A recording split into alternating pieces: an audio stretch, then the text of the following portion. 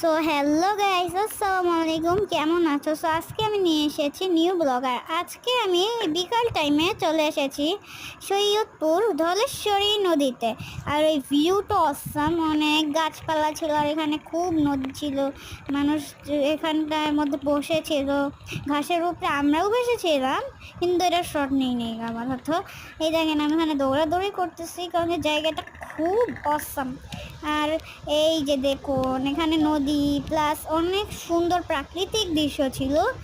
And এখানে খুব সুন্দর আজকে আকাশ না অনেক বেশি সুন্দর ছিল আকাশটা ধরতে গেলে, কারণ যে আকাশটা আজকে অনেক রকম কালার ছিল, ব্লু, গ্রিন, রেড। আচ্ছা যাই হোক বাদ দিই।